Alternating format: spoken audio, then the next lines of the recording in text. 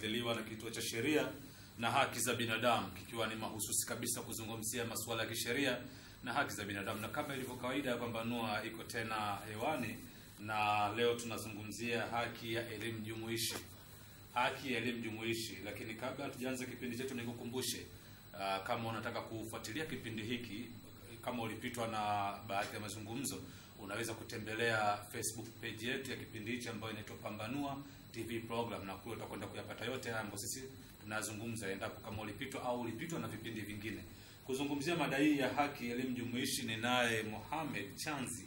Yeye ni katibu wa shirikisho la vyama vya watu wenye ulemavu Tanzania, mkoa wa Dar es Salaam. Yeye ni katibu kwa mkoa wa Dar es Salaam, SHIVYAWATA mkoa wa Dar es Salaam. Karibu sana. Asante bwana. Kama nilivyokusha kwambia mpenzi mtazamaji kwamba leo tunazungumzia haki ya elimu jumuishi. Lakini kwanza tupate muhtasari wa hii haki ya elimu jumuishi. Ilitoka wapi? Mwanzo wake ni nini? Na ikoje? Asante sana ndugu mtangazaji. Kwa jina nafikiri kama uliweza kutamka, naitwa Mohamed Chanzi, ni katibu wa SHIVYAWATA mkoa wa Dar es Salaam. Elimu jumuishi imeanzishwa mwaka 1992.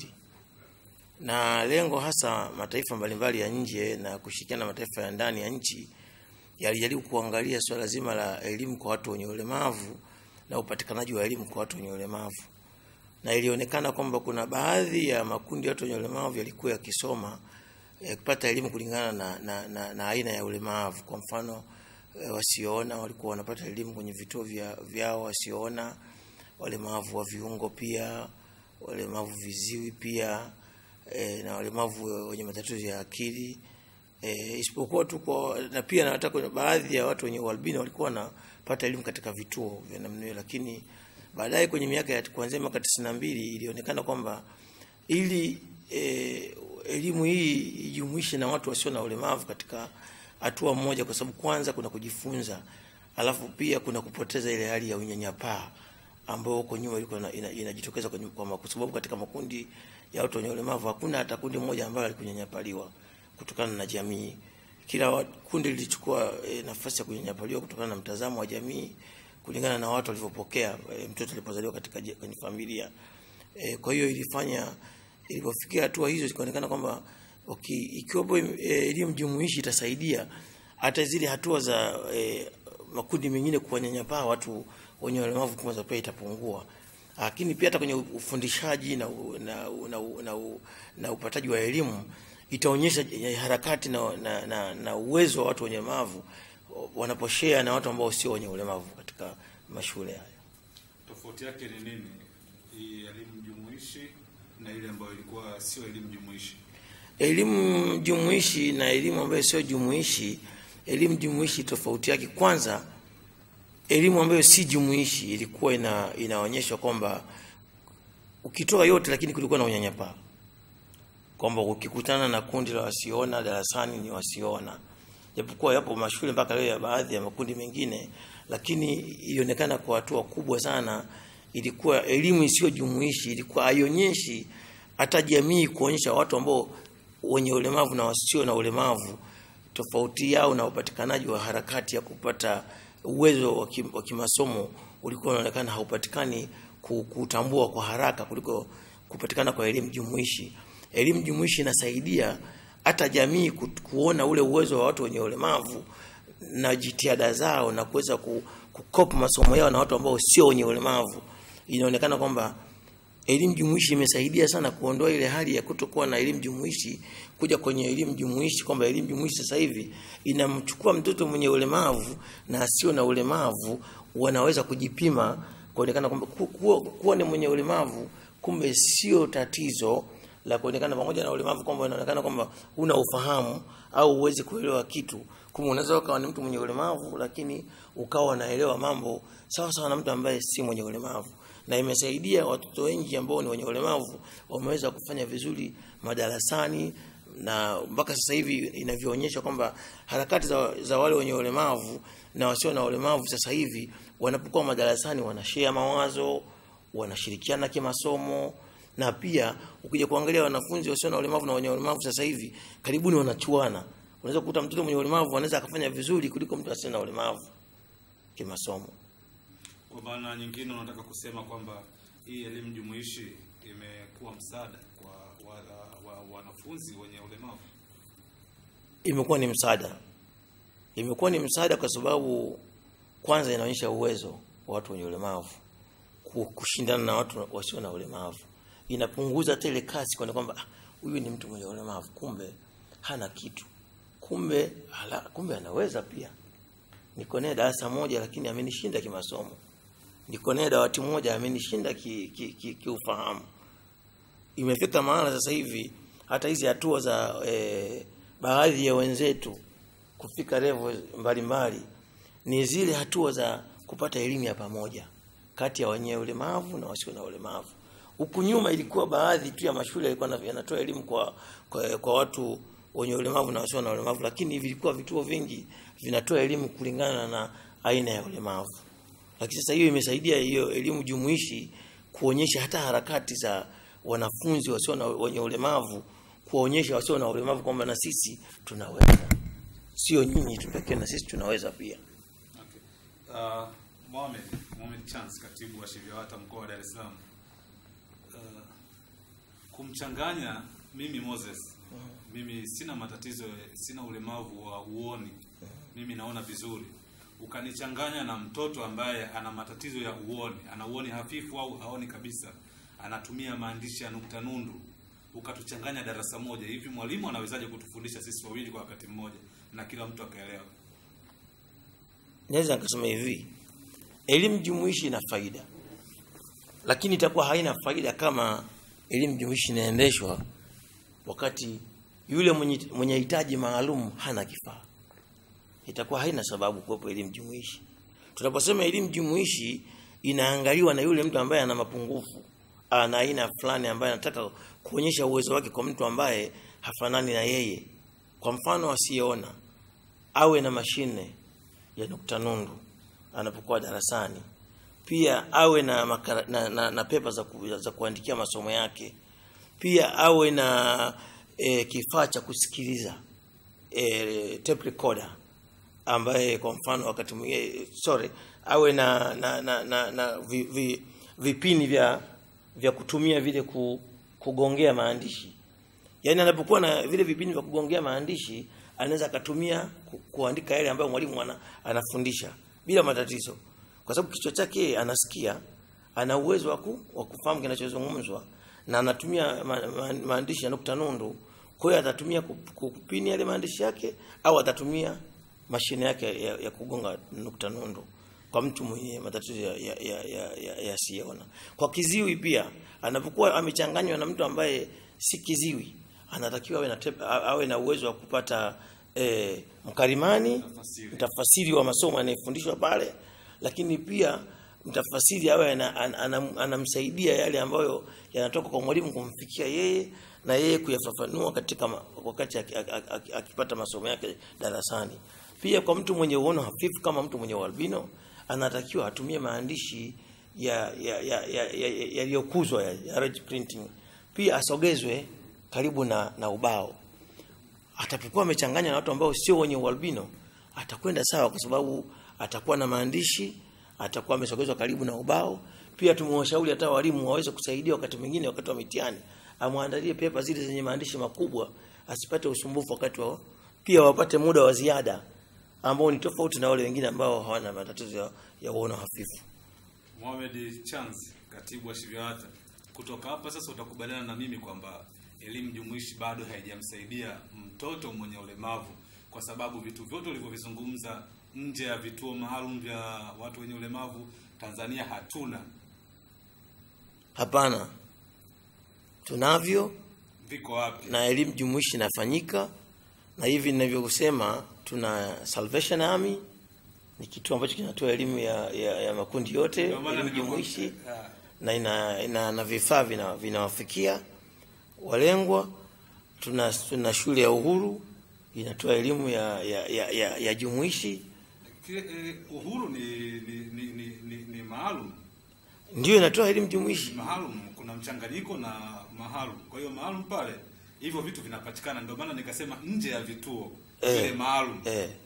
Hawa watoto wengine ambao wamechanganywa Mtendeni kwetu hapa nyuma na shule nyingine za ambazo zinatoa hiyo elimu jumuishi, kwamba hivi vitu hakuna, na hawa watoto wanasomaje, wanakwendaje sawa na hao wengine kama sio kuachwa nyuma? Kwa mfano sisi upande wa SHIVIATA tunachokifanya kwa upande wa watu wenye ulemavu wa viziwi, tunasisitiza sana chama husika kushirikiana na SHIVIATA kihakikisha kinapata msaada kwa wanafunzi wao kwenye mashule hayo. Na ikionekana imeshindikana sana, basi apelekwe kwenye kituo.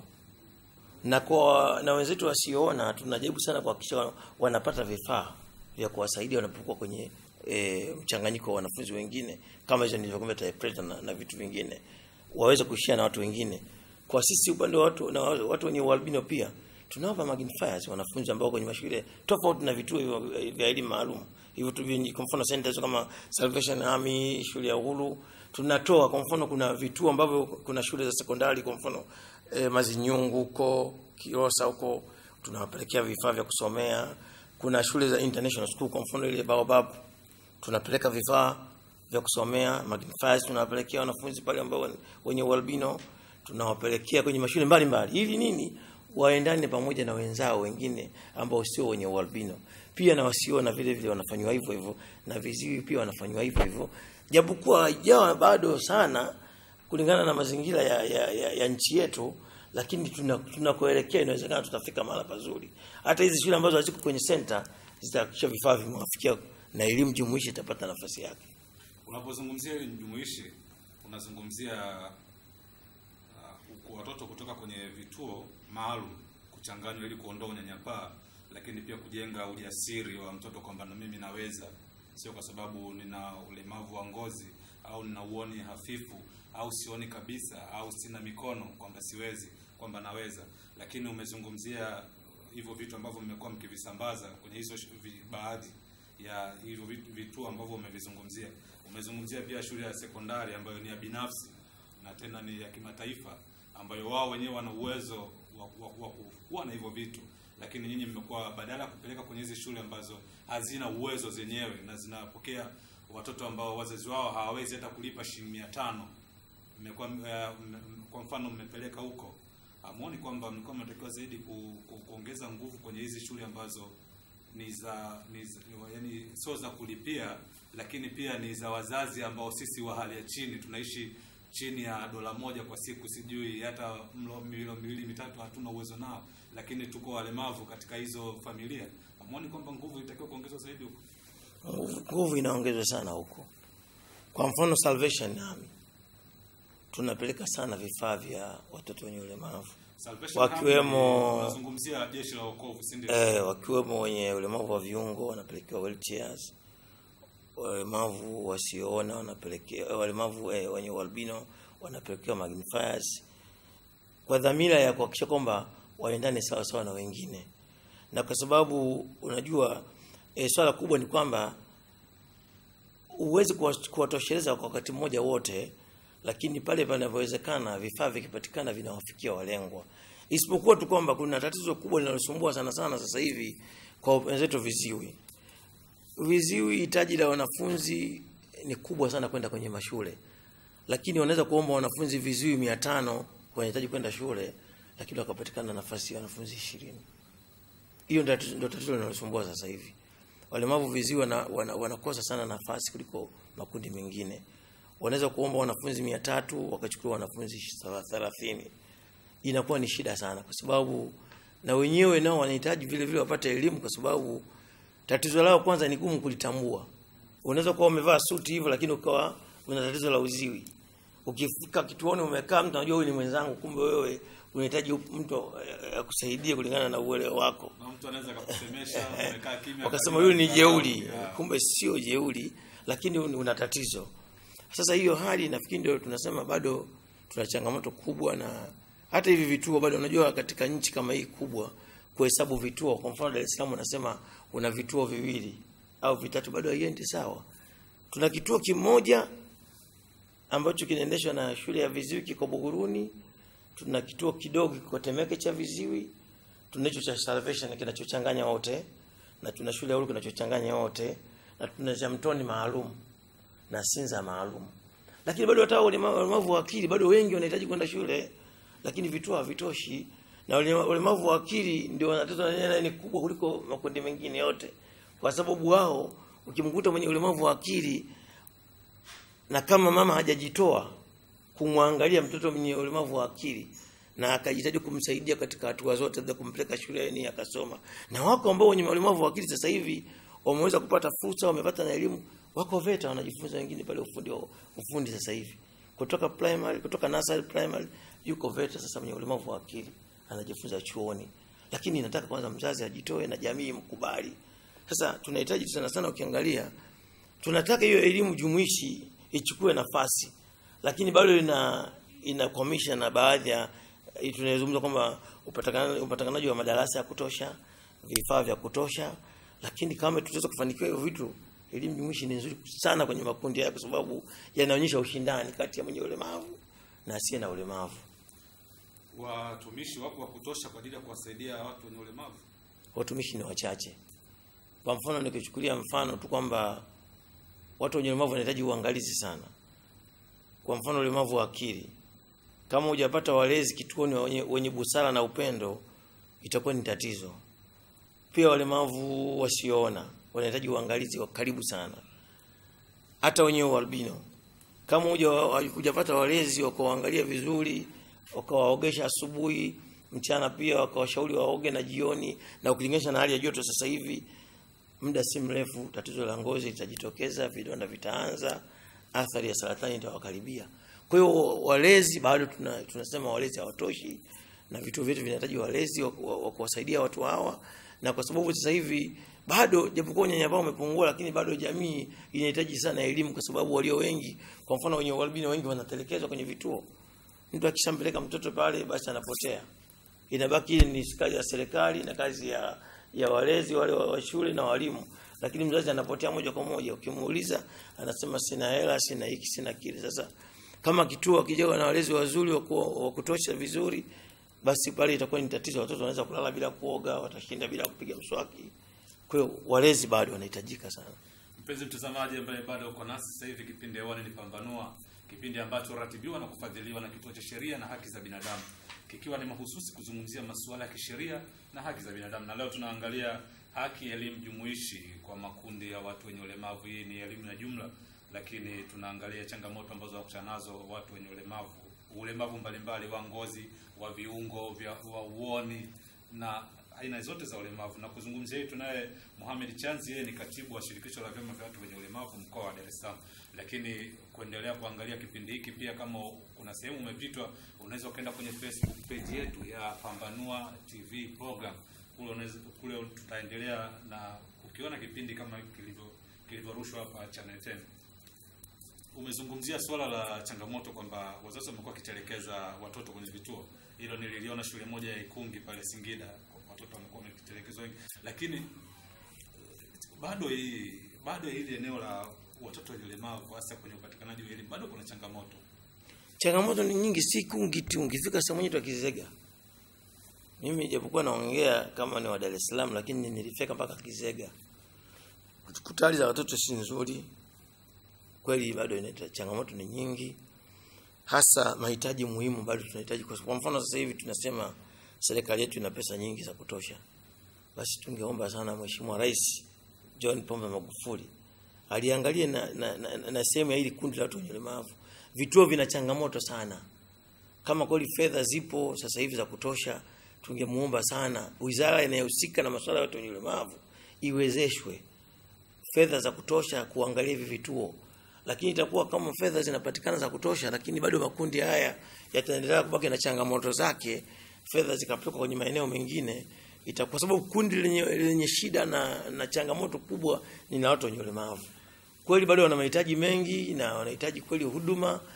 Hiyo ulisema Ikungi nilifika, wazazi wengi wanawatelekeza watoto. Kizega pia nilifika Kizega, nikakuta watoto wana hali si nzuri.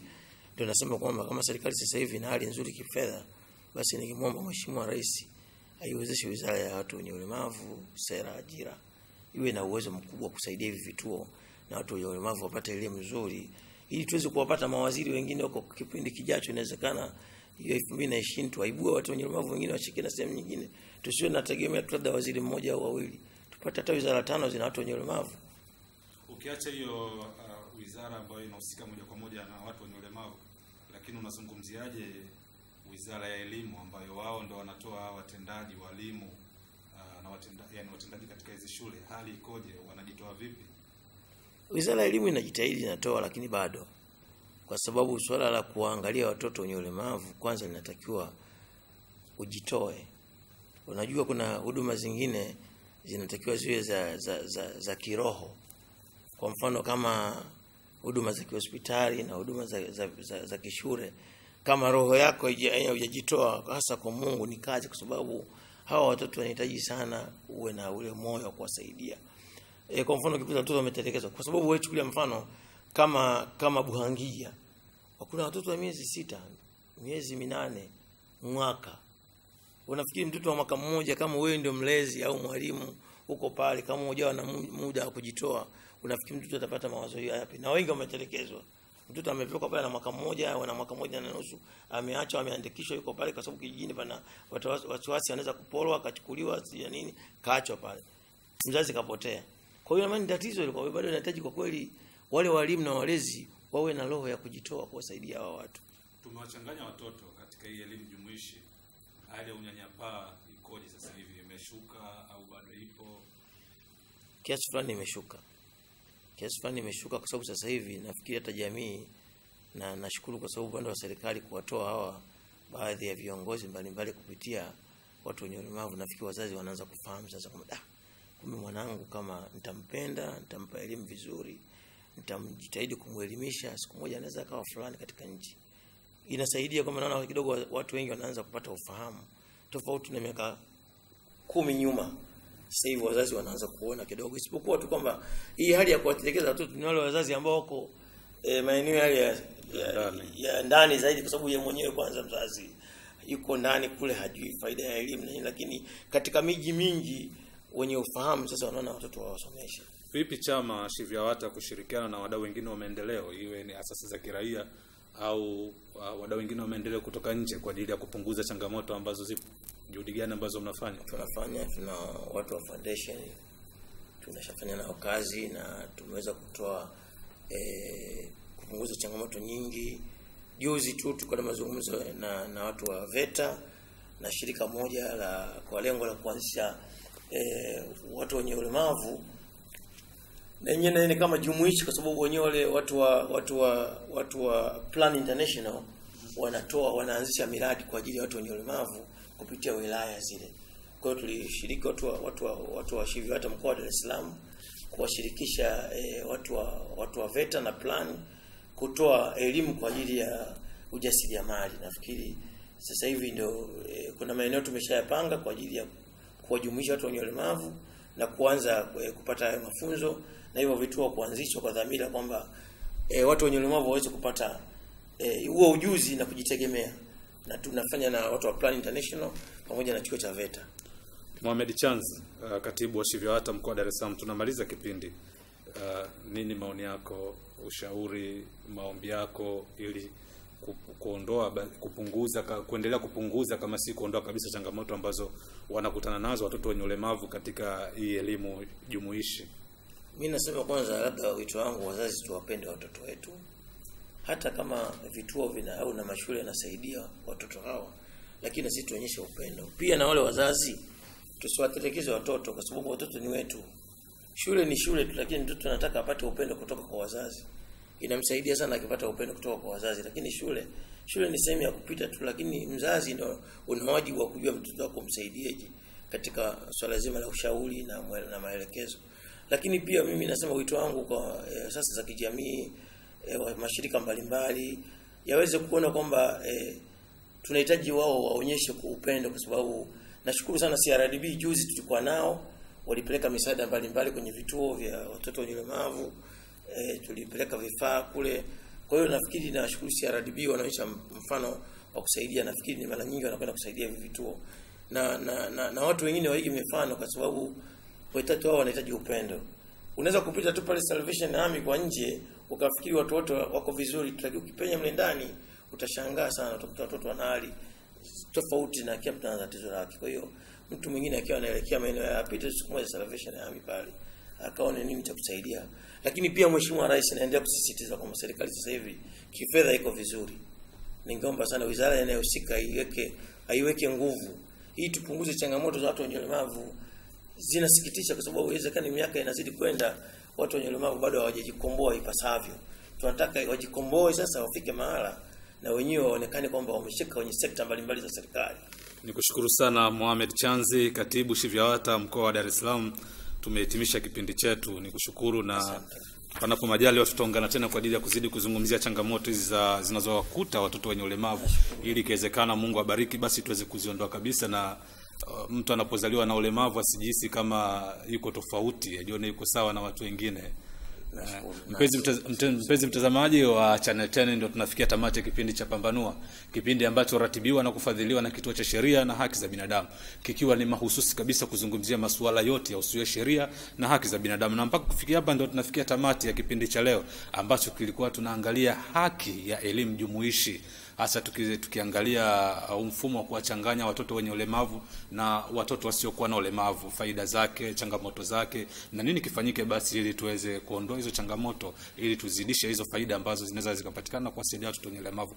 Mimi ni Moses Masenga, nikusi tuungane tena juma lijalo muda na wakati kama huu, lakini endelea kuangalia vipindi vinavyoendelea kwa Channel 10 na usiku mwema.